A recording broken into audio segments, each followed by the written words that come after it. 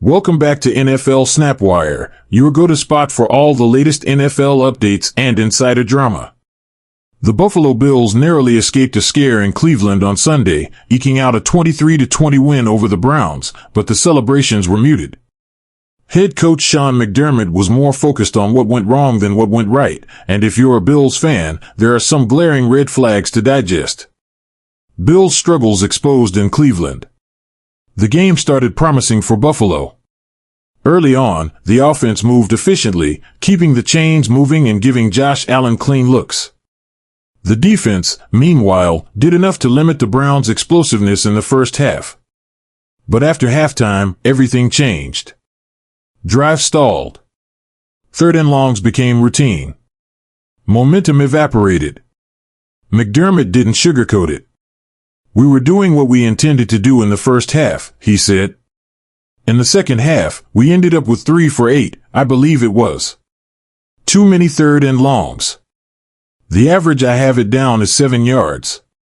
So we go from almost no third downs to a handful or more, and then they're not shorter third downs or longer third downs." In short, the Bills' game plan unraveled when it mattered most. McDermott emphasized that while the team showed toughness and resilience, we need to do the basic things better. For a squad chasing playoff positioning, small mistakes can snowball fast. Run defense, the biggest weakness. Right now, the glaring issue for Buffalo is the run defense. It's not just underperforming, it's borderline broken. The Bills allow 144.3 rushing yards per game, ranking near the bottom of the NFL. Even worse, opponents are averaging 5.4 yards per carry against them. When teams can consistently run the ball, it allows them to control the clock and wear down Buffalo's defense. Cleveland, despite losing Quentin Judkins early, he managed just 22 yards before exiting, still racked up 160 rushing yards and a touchdown on 31 carries. To put that in perspective, the Browns entered the matchup averaging under 93 rushing yards per game. Yet against the Bills, they looked comfortable, methodically moving the chains and keeping the pressure on Allen and the offense. Josh Allen's uncharacteristic struggles. The offense wasn't flawless either. Josh Allen, usually a dominant force, had an off day. He completed just 12 passes for 130 yards and rushed for 17 more on 7 carries. Most concerning? He didn't account for a single touchdown, only the third time this season he's done so. The Bills' recent 4-game winning streak has masked some inefficiencies. Over that stretch, Allen has averaged just 174 passing yards per game. Wins have come through smart, controlled football, safe reads, and complementary pieces stepping up. But when push comes to shove, the lack of explosive plays from the quarterback could become a problem in tighter contests. Against the Browns, it was rookie Shedeur Sanders who grabbed headlines. The 5th-round pick threw for 151 yards, added a touchdown, and ran for 49 yards, outperforming Allen on the ground.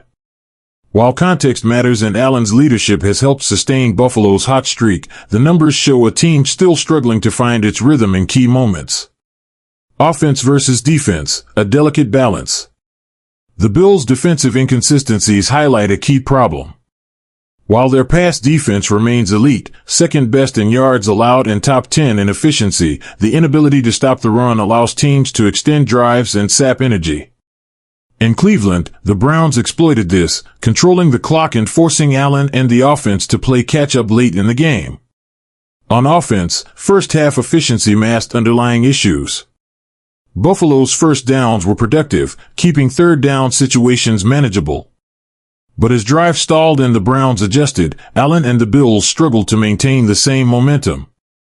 McDermott's focus on doing the basics better isn't just coach speak, it's a direct warning that small errors in execution could turn narrow wins into damaging losses.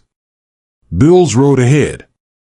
If the Bills want to maintain their playoff push, they need to address 3 main points: run defense, consistency in execution, and finding more big play opportunities from Allen.